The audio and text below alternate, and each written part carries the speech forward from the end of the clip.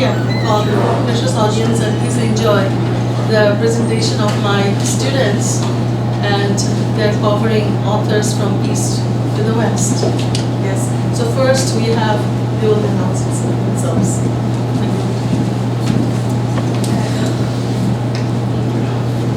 Okay, hi, I'm Allie. Hi, I'm Holly. Hi, I'm Gabby. Hi, I'm Winnie. I'm Noah. I'm Nick. I'm Ethan. I'm Austin. And today we are doing a presentation on Rajanan Tagore. And here's some of the contents that we'll be covering in this presentation. We'll start off with a little background of who Tagore is, what he's known for, and we'll get into kind of some overlying themes that he has in his novels and written work, and then some other things about him. So he was born in Calcutta, India on May 7th, 1861, and he died August 7th, 1941. Tagore is known for being an author from his poetry, short stories. He's composed many songs, and he's also a painter. So he's kind of an all-around artist, very well-rounded. He was a very well-rounded individual, and he also won a Nobel Prize for literature. So for his childhood and education, he's the youngest. Should we put on the light? It's too dark. Okay. I think we're okay. Okay. Sorry. Go on. He's the youngest of 13 siblings. His mother died early and his father traveled a lot, so he was mostly raised by maids and servants. He started early at the age of 8 writing. For education, he really doesn't have any education. He's mostly self-taught. He had no interest in public schools. He dropped out of his first public school.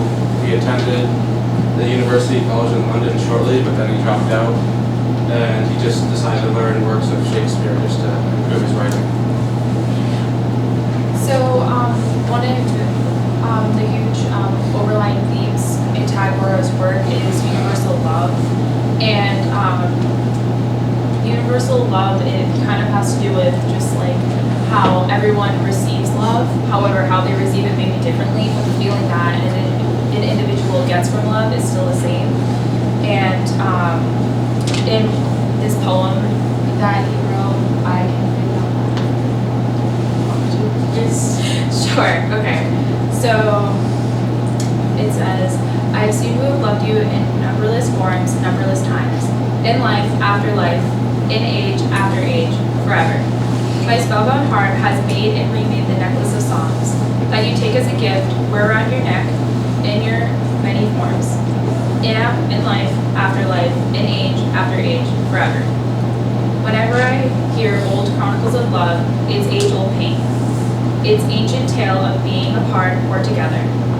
As I stare on and on into the past, in the end you emerge, clad in the light of a pole star piercing the darkness of time. You become an image of what is remembered forever. You and I have floated here on the stream that brings us from the fountain. At the heart of time, love of one for another. We have played a song. We have played alongside millions of lovers, shared in the same shy sweetness of meeting, the same distressful tears of farewell. Old love, but in shapes that renew and renew forever. Today, it is heaped at your feet. It has found its end in you. The love of all man's days, both past and forever. Universal joy, universal sorrow, universal life. The memories of all loves merging with this one love of ours. And the songs of every poet in past forever. So here it really shows how Tagore felt about universal love and its prominence in his life, and how he believed that it was endless. Seeing that there was unending love, he felt that it was a part of life that just seemed to be never ending. And in one of his works, Kamaliwala, it is also depicted. So Kamaliwala is about this man named Kamaliwala, and he travels from his homeland and leaving his daughter behind, and he meets this little girl named Minnie who becomes like his daughter in a way. So the sense of universal love, even though it's even though Minnie's not Kabuliwala's like blood daughter, she becomes his daughter as like to fill that void, and over time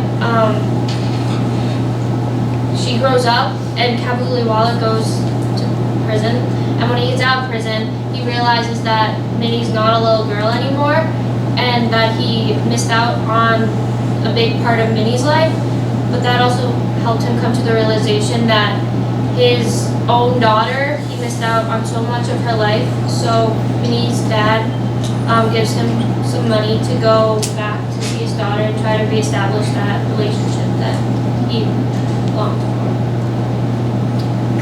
Based on what Allie was talking about, like I kind of wrote the same thing too, from like how he was like resembled Minnie as his own like daughter. He like saw her like from a young age, like had like a long connection with her. Like by the end of like what he did, like he got himself like committed a crime and got sent to prison. He afterwards when Minnie was like going on her marriage, like when she grew up, he's like came back and said to her father like, oh, I want to see Minnie again. Can I see her? And he said, no, you can't. By that point, Minnie tried to like find a way to like meet him and like say like how they were connected by family dynamics, like how they were like, oh, I know you from a young age, so on. Yes. So technically, like Kabuliwala, he, as he like put this love towards this girl who was never even his daughter, it kind of gave him this realization that love can take on many forms and it can fill voids and it can make powerful dynamics and connections within people. So when he was able to have the revelation that he grew up, he realized that his real journey was to take a trip back home to see his daughter. So the Little Master's Return. It's a story about a servant named Raicharan, and he worked for several masters throughout all his life. The first master that he served was a man, and then that man got married to a woman, and so he had two masters now that he served with dignity and pride. And then those masters would have a son, so technically he would have three masters to serve, all pride and dignity. And eventually, that child would die in the river due to Raicharan's sort of his folly. He wasn't really paying attention to the child, so the child drowned and died.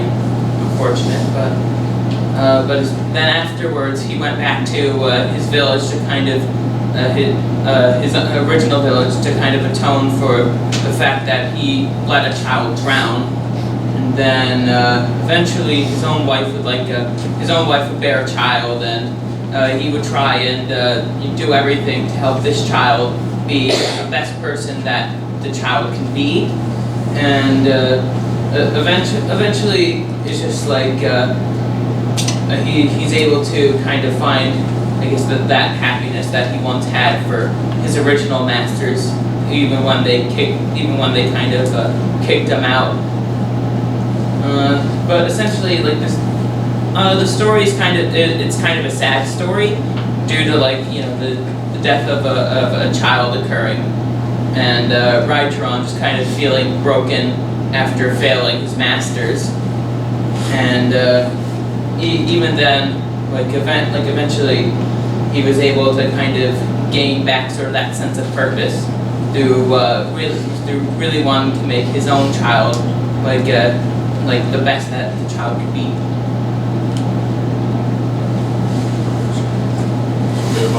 So next we're going to actually talk about, which is not a piece of work by Chip Orr. It's called Women in the East, Women in the West. And what I would like you guys to take away from this the most is actually the first quote is divinity is what we need to become become free, autonomous, and sovereign. And this is talking about women from all over the world, from the West and the East. And from there, it just kind of shows you what today, what proclaiming towards in the Indian culture, what the women need in order to meet themselves, in order to meet. And then from there, the piece actually goes into a lot how religion plays a very serious part in the life of a woman back in these times, as well as a little bit before. And I don't know if you guys also realize that Tagore's works was also around 100 years ago, so the connection between them and now kind of meets here, women in the East and women in the West, so it's more or less just turning the page and picking right up. And then another important quote I have is, if women have no God, they are unable to communicate or commune with one another. Even when the laws talk about the duties of a wife, there leaves no space of freedom for women.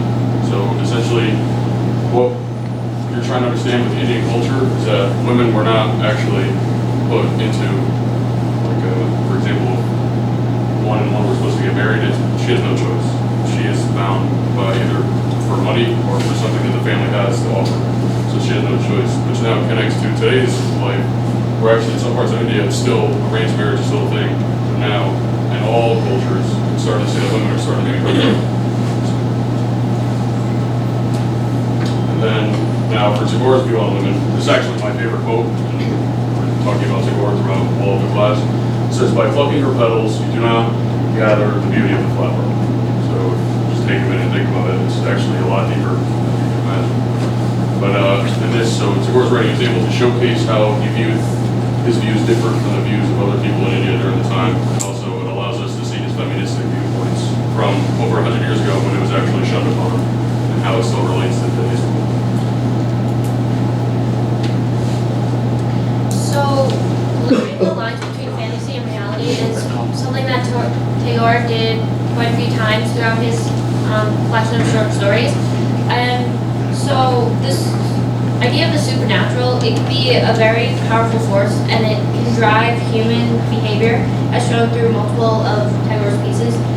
So each individual that Tagore has written about revolves around the concept of the supernatural and some type of other unworldly presence to an extent. So they're all connected through like similarities through the human soul, ghosts, hallucinations, and the different techniques he used to write his stories. And in both the stories, Tagore uses the supernatural to explore the biases and the desires of living, but also he tests the limits of human rationality by confronting his characters with the unexplainable throughout. Yeah, so this is a story about the living and the dead. It's like horror movie, but in drama. This story is about when the widow Kadambini died and came back to life. She awakens and then things like take a turn for the worse. The sad thing about the story is this woman as an outcast widow. She didn't have any relatives, and after she awakened, she went to the house for her childhood friend, Yogamaya. After she ran into her, they thought she was a ghost, and she escaped. Then she left. After that, she went to her house. They didn't believe she is alive, so she went into the water tank and committed suicide. That shows that Tagore believes that women in the 20th century are not seen as relevant to society.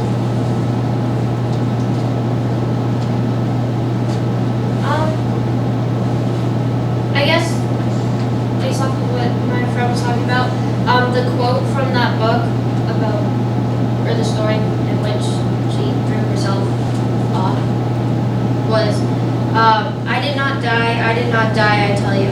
How can I make you understand I did not die? Can't you see I am alive? I did not die, I did not die, I did not die. Kadambini fled from the room and down the stairs and threw herself into the tank in the inner courtyard of the house. Dashanker heard from the upper floor a splashing sound. So by having Kadabini throw herself into the well in the courtyard at the very end is crucial to the story because it is like essentially her second death in a way, and it shows that she was in fact living the whole time, so she just became the person or the ghost that people thought she was. So another story by Tagore is Skeleton, and it's about a boy that finds a skeleton in his room, and it kind of goes into depth about the skeleton and her story. And Tagore kind of makes it seem like it's like a scary, eerie story at first, because thinking about a skeleton being in a boy's room is a little bit creepy.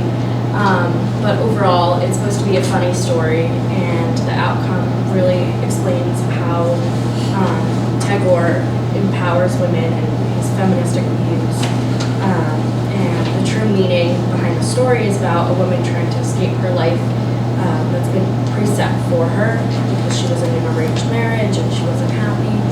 And Tagore allows for his readers to see a sense of humor within this story, and I think that Tagore should be honored for his bravery in speaking about this subject, which was so taboo in this time period, and how like women were not treated as equals at the beginning of the 20th century, and Tagore really like changed this idea for people in that time period.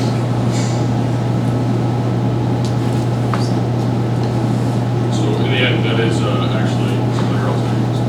But essentially, that's what we're trying to do for you guys is just to kind of give you an overview of what Tagore did for us, like as a class, like what we understood and took away from him. And essentially, some of us actually, I don't know, I've never heard of him before this. So it's actually very enlightening to do this and actually realize that he kind of, I wouldn't say started the feministic viewpoint of short stories and essentially bringing us what life was like back then through the situations of women, either from the rich or from the poor, based on no matter what the society norms. And from there, it's just nice to actually be able to kind of discuss with you guys, and hopefully you guys take away a little something about Tagore from us. Thank you.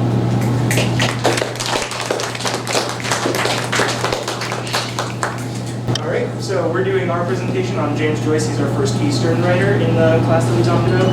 And so just to get started, I'm Parker. I'm Andrew. I'm Michael. I'm Megan. I'm Tyler. Let's jump right into it. Okay, so a little background. James Joyce, he was born February 2nd, 1882 in Ireland. He spent around 20 years in Dublin. Dublin becomes a center point to pretty much all his stories. He traveled around Europe to kind of escape the Catholic Church as well as the British Empire. He was very heavily supported Irish independence. Spent 10 years in Hungary where he raised 2 children, and he died on July 13th, 1941 in Switzerland at the age of 58. There are many stories that won many awards. A little video down there that shows the story that we read on the author. His great dictum is wonderful. He said, his great dictum is wonderful. He said, in the particular is the universal. So when I'm writing about you, I'm writing about every man and every woman. In you is me and vice versa. And in us is the world. When you read him, you begin to realize what humanity really is about. You can indulge yourself and your intellect completely in Dubliners, and at the same time you can ingest huge doses of natural humanity expressed in literature for the first time ever by a writer in the English language. They're totally accessible. He built the book to have 4 structures in it. There are stories of childhood, adolescence, maturity, and public life. I saw her every day. My body was like a harp, and her words and gestures were like fingers running upon the wires. I don't know if I could stand it, that kind of life. Being on a boat so long. I'm used to it. I started as a deck boy. I've gotten used to the life and the job here at the laundry. I have my room. It's small, but it suits me. Oh, my speech. Let me see. Irish hospitality, sad memories, the three graces, Paris, Browning. God, Thor tormented music. My review. Was Miss Ivor sincere in praising my review? Doesn't she have a life outside of all her propagandism? Yeah, there she'll sit at the table with her critical eyes.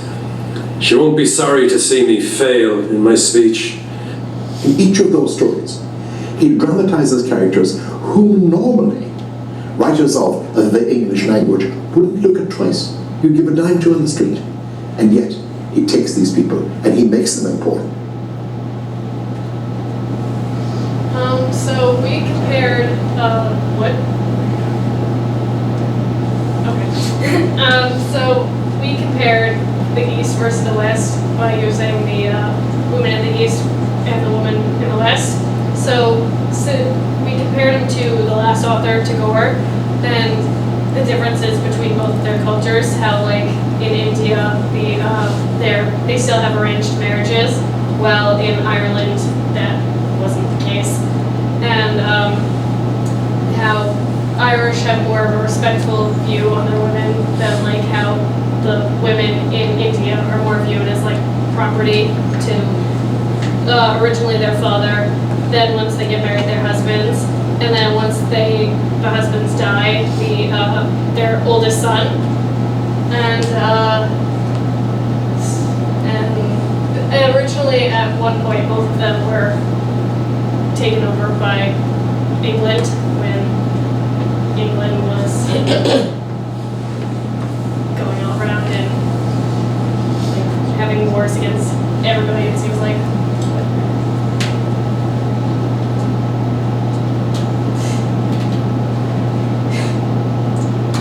So these are just like the similarities between Tagore and Joyce.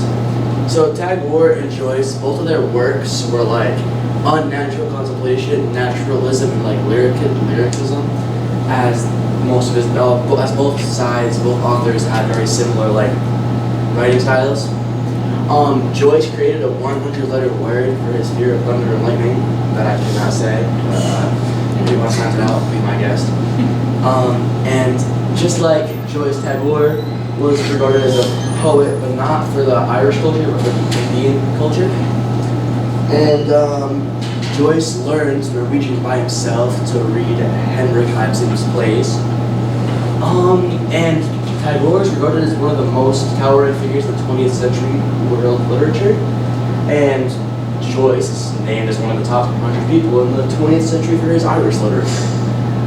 And honestly, Cabuliwala and the Dead, their like two most popular stories, have very similar themes regarding love and loss.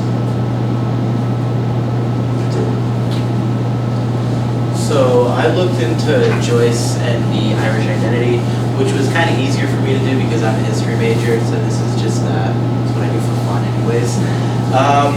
So a lot of Joyce's writings show off like the Irish traditions and like the Irish culture and stereotypes, such as, like Catholic traditions and like a lot of drinking.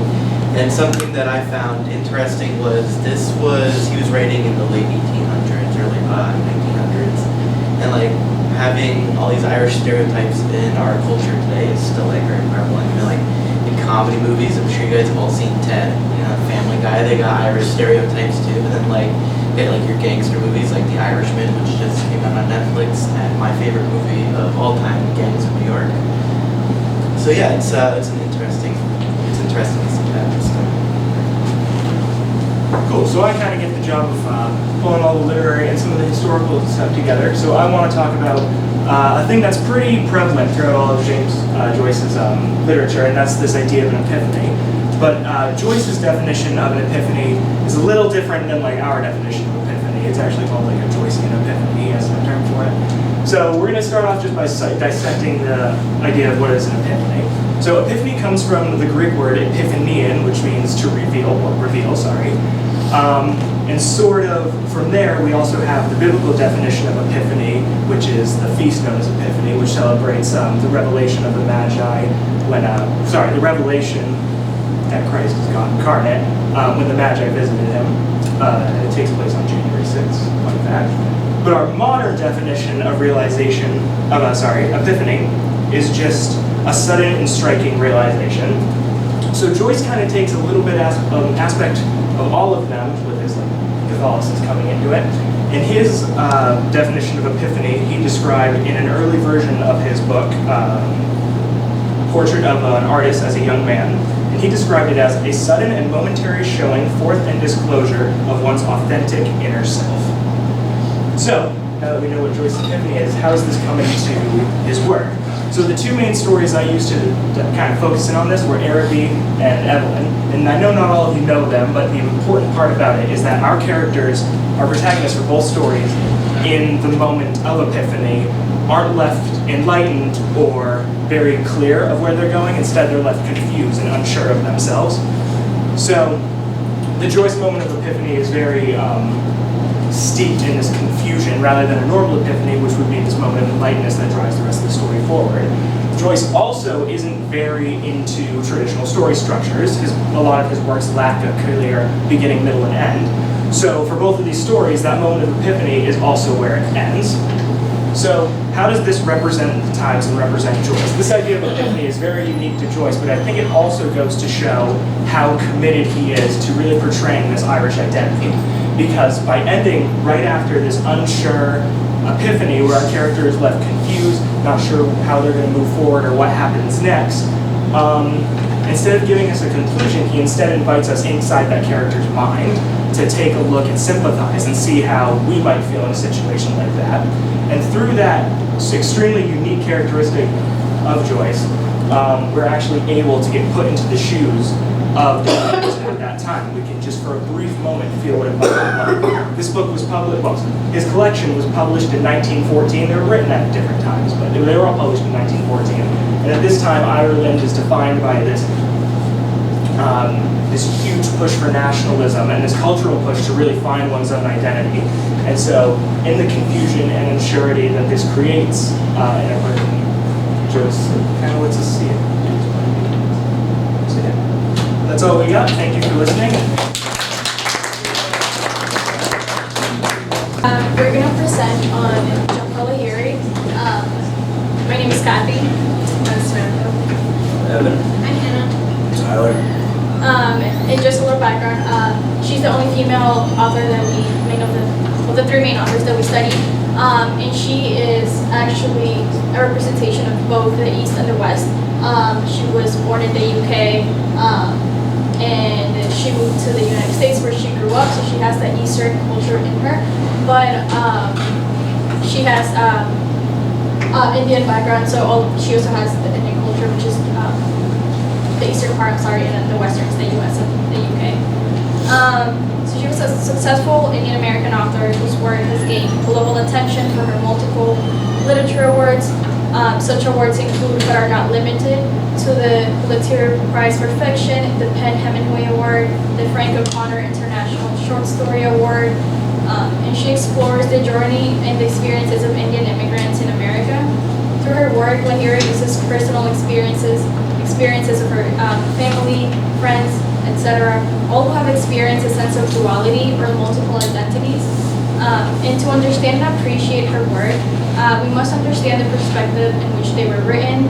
We also must understand the background of the author, and we have to be definitely empathetic towards the tough battle that many immigrants and children of immigrants like Lahiri herself go through in order to fit into different cultures into one persona. Lahiri's parents are Regali, who immigrated to the UK, as I mentioned before. And she was born in the United Kingdom, but her parents moved to the US when she was only 3 years old. She grew up in South Kingston, Rhode Island, and attended schools, including higher education here in the United States. And she because, like I said before, both Eastern and Western values, which are deeply and clearly represented in the writing. And Samantha's going to talk about one example of those writings. So one of the short stories that Lahiri had written was called When Mr. Pirzada Came to Die. And it was about a man with a family during the Civil War in Pakistan. His name is Mr. Pirzada, and he seeks refuge in the United States, of which he befriends like this American family, and he spends a lot of his time with them and their young daughter Lilia. And so it shows like how his culture impacts her culture and then vice versa. So he's watching the news constantly, trying to keep an eye on the war in Pakistan and trying to keep an eye on his family because there isn't the same access, like he can't text them or call them. And so he relies on the news for a lot of like staying up to date with them.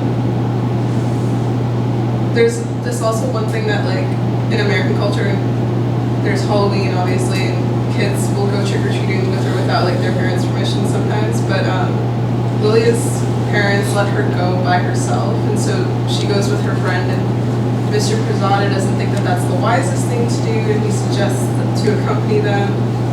And for a quote, as Lilia is explaining why Mr. P joined them, she says that his family's missing. Like, I didn't mean that they were missing, but I meant he misses them.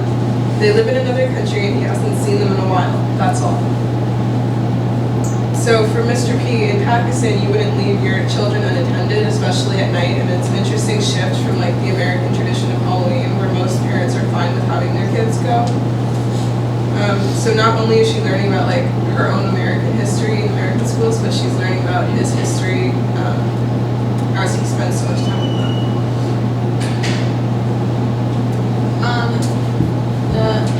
The other story that we're going to talk about is called Mrs. Shen's. It's about a woman named Mrs. Shen.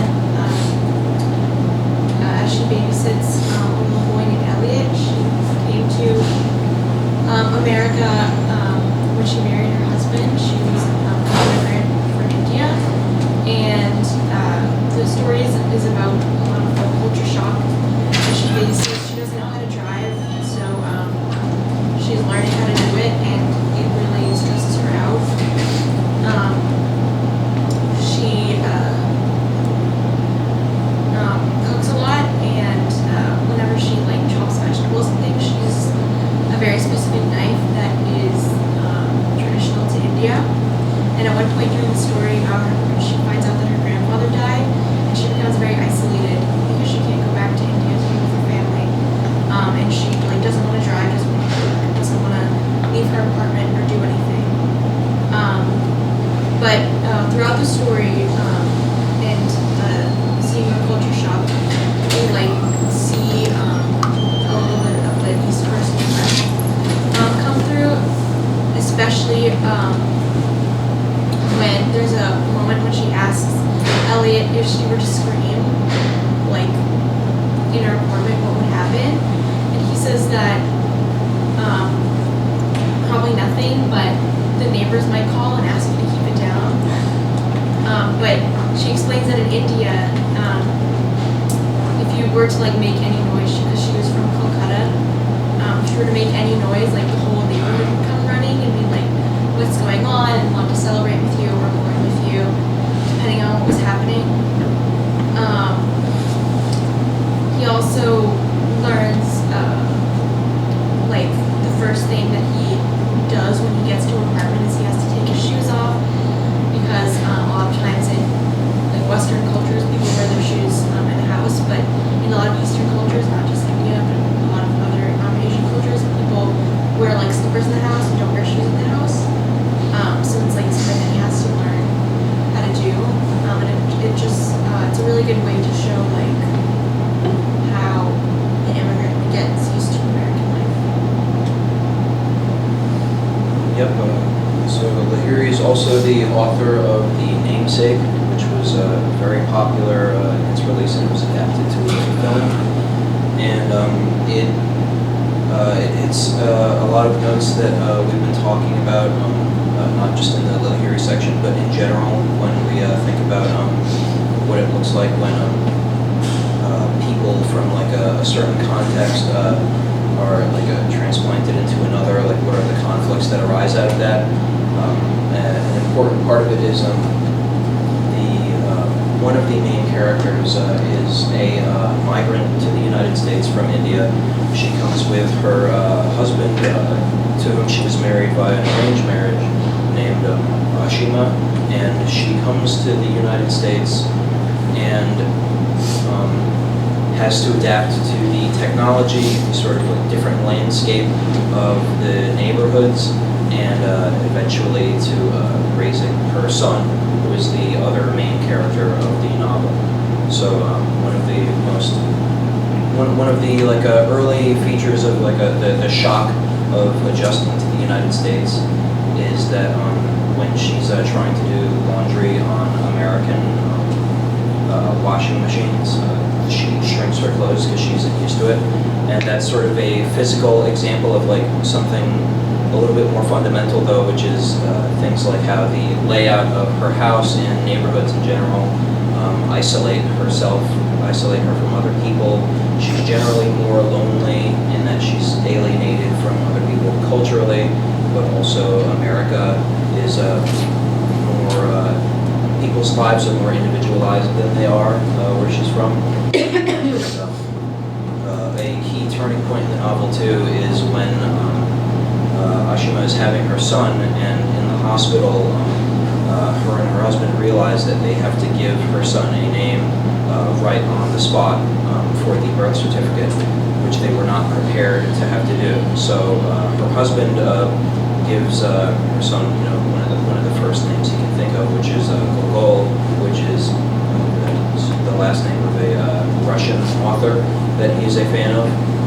And Gogol's life from there, being the main character for more of the center of the novel, is trying to become an American teenager because that's what he wants to do. So he has to figure out how to negotiate his American culture that he likes and enjoys, and with music, with friends, and with language, whatever else, with also his parents' culture, which is what they were raised with. So he plays around with his name. He takes on the name Nikhil temporarily, and tries to figure out how to come to terms with his parents' culture that he feels estranged from, and also how to fully incorporate himself into American culture. The popularity of it is partly because of what a great statement of the immigrant experience that it is. Alright, for our secondary source, we used our culture and their culture, and basically it was talking about the Western and the Asian and tradition, how they value freedom. And there were three important themes throughout the story. The first one we found were the importance of the distinction of different cultures. The second one was to deeply understand the other cultures. Like for an example, Lahiri had both backstories from American and the Indian culture, so she got to bring both those into her stories. And then the third is the intercultural communication, but realizing that it was very difficult to have those conversations between different cultures and different traditions. The Western culture, which was combined with Indian culture and whatever local culture they had around them, was mainly about independence of freedom and political democracy, while the Asian value was more harmony. They didn't like to test boundaries, so they didn't find any importance in freedom. That's kind of our presentation in general here, and we just want to conclude that and kind of just point out how she's able to connect both the East and the Western views into her work, because she was raised with a plural identity, her Indian side and her American side. She grew up in the United States, as stated before, and attended schools here in the U.S. However, she experienced the Indian culture in her house. She's the only female writer out of the 3 authors that we studied in the semester. But her short stories combine both Eastern and Western cultures, and she's able to bring to life the concept of duality. That's not easy for a lot of writers to do. And with her short stories and essays, she keeps shining and bringing together Western